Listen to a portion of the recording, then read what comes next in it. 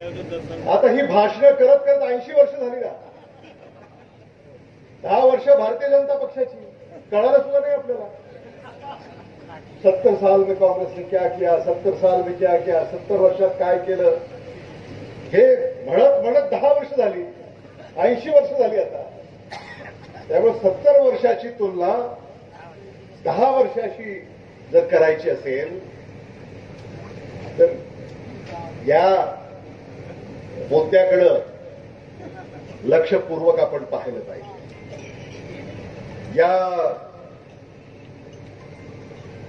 10 वर्षामध्ये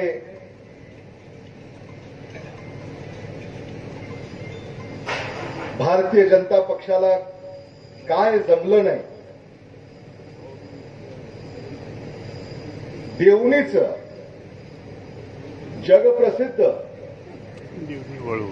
वळूचे संशोधन केंद्र हे कुठं नेलं? बीडला. बीड जिल्हा. हे देवणीचं नेलं परळीला. आश्चर्य. देवणीचा वळू देवणीत हरवला आणि परळीत सापडला असं होऊ शकतं का?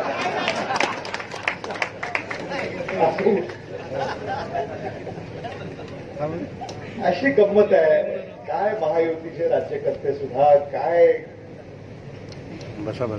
विचार करतात.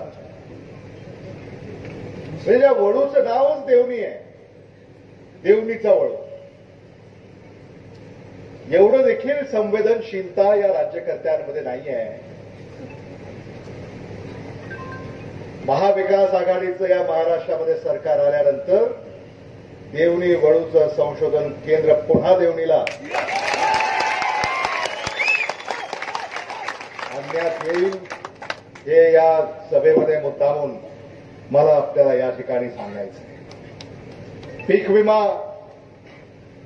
गेली अनेक वर्ष या भागामध्ये आलेला नाही. राहुल गांधींनी काय सांगितलंय? इंडिया आघाडीचं सरकार आल्यानंतर शेतकऱ्यांचा पीक विमा 30 दिवसामध्ये शेतकऱ्याच्या बँकेच्या खात्यावर जमा होईल. 30 दिवसामध्ये कायद्यानं. आणि म्हणून जे पंचनामे करायचे, जे तुम्हाला नुकसान भरपाई याचं जे अवलोकन करायचं ते 30 दिवसामध्ये संपलं पाहिजे. 30 दिवसाच्या आत पीक विमाचे पैसे शेतकऱ्याच्या बँकेच्या खात्यावर जमा होतील. हे मला या ठिकाणी मुद्दामून सांगितलं पाहिजे. गेल्या 15 वर्षापासून कुठल्याही नव्या सिंचन प्रकल्पाची अंमलबजावणी देवणी, शिरोळपाळ, निलंगा यामध्ये झालेली नाही. कदाचित आदरणीय शिवाजीराव पाटील निलंगेकर साहेबांनी काही शिल्लकच ठेवलं नाही काम करण्याचं. आणि म्हणून सत्ताधाऱ्याला तिथेही काही फारसं करता आलं नाही. पण यापुढं आधुनिक सिंचन योजना या संदर्भामध्ये इंडिया आघाडीचं सरकार, महाविकास आघाडीचं सरकार देवणी तालुक्याला जे हवं असेल ते स्वप्न पूर्ण करण्याचा शब्द मी आज आपल्याला या निमित्तानं दिली. आदरणीय विलासराव देशमुख साहेब मांजरा नदीवर, तेरणा नदीवर जे बराज उभे राहिले,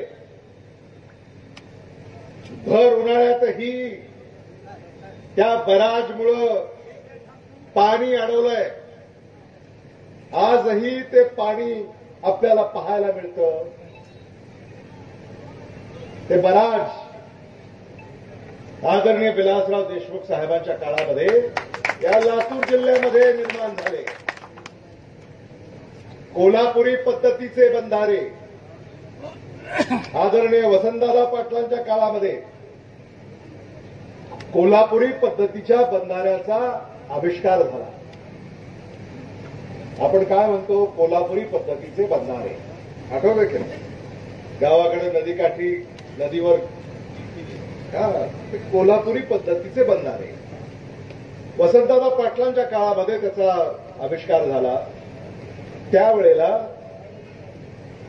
सिंचनाच्या अधिकाऱ्यांनी वसंत बंधारे असं त्याला आपण नाव देऊ असं सांगितलं होतं. आम्हाला हे आदरणीय विलासराव देशमुख साहेबांनी सांगितलं वसंत बंधारे त्याला नाव द्या.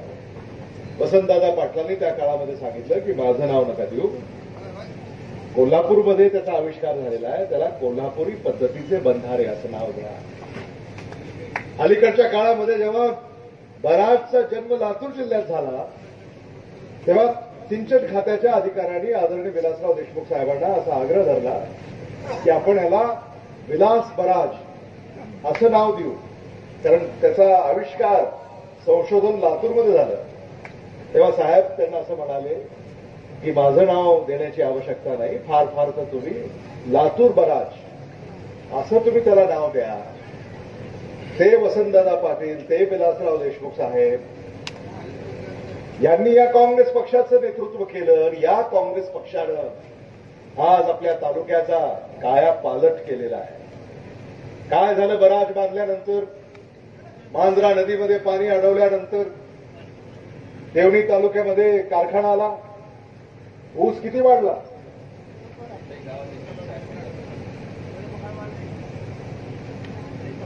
प्रत्येक गावामध्ये साठवण तलाव, पाझर तलाव, नदीवर बराज.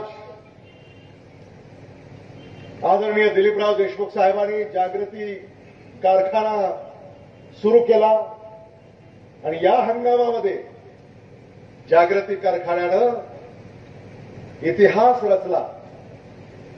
एका हंगामामध्ये 7 लाख मेट्रिक टन पेक्षा अधिक ऊसाचं गाळप या तालुक्यामध्ये झालेलं आहे. 7 लाख मेट्रिक टन.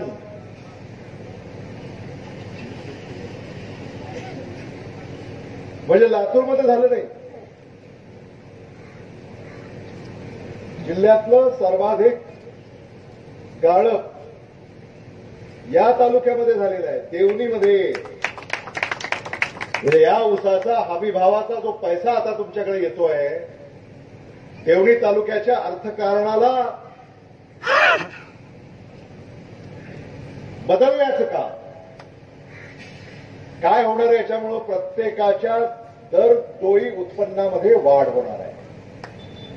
शेतकऱ्यांच्या बँकेच्या खात्यावर जमा झालेला हा पैसा याच बाजारपेठेमध्ये येणार आहे आणि मग कुणीतरी गायत्री नावाच्या दुकानामध्ये सोनं चांदी खरेदी करणार आहे, कुणीतरी योगेश किराणा स्टोर्समध्ये काही किराणा खरेदी करणार आहे, तिरुपती इलेक्ट्रिकल अँड मशिनरी स्टोर्समध्ये कोणी मशिनरी खरेदी करणार आहे आणि वेलकम फुटवेअर मध्ये फुटवेअर खरेदी करणार आहे.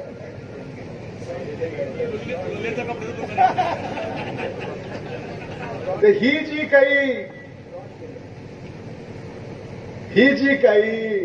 काय फेमस आहे का,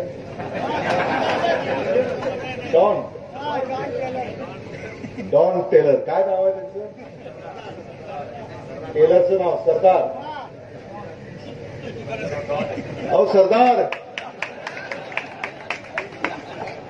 वाह क्या बात आहे. त्यांनी राहुल गांधी सारखंच केलं.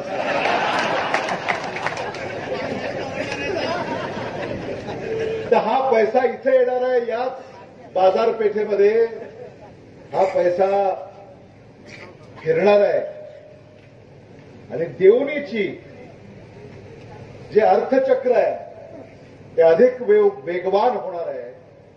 याला म्हणतात काँग्रेस. काय केलं काँग्रेसने, हे जे काही सतत आम्हाला विचारतात, 70 वर्षात काँग्रेसने काय केलं. आदरणीय शिवराज पाटील साहेबांना पहा, 70 वर्षात काँग्रेसने काय केलं तुम्हाला लक्षात येईल. 70 वर्षात काँग्रेसने काय केलं. आदरणीय शिवाजीराव पाटील निलंगेकर साहेबांना पहा, तुम्हाला लक्षात येईल काँग्रेसने काय केलं. 70 वर्षात काँग्रेसने काय केलं. आदरणीय विलासराव देशमुख साहेबांना पहा, तुम्हाला लक्षात येईल काँग्रेसनं काय केलं, 10 वर्षात भारतीय जनता पक्षानं काय केलं, हे जर समजून घ्यायचं असेल तर संभाजी पाटील निलंगेकरांकडे पाहावं लागेल.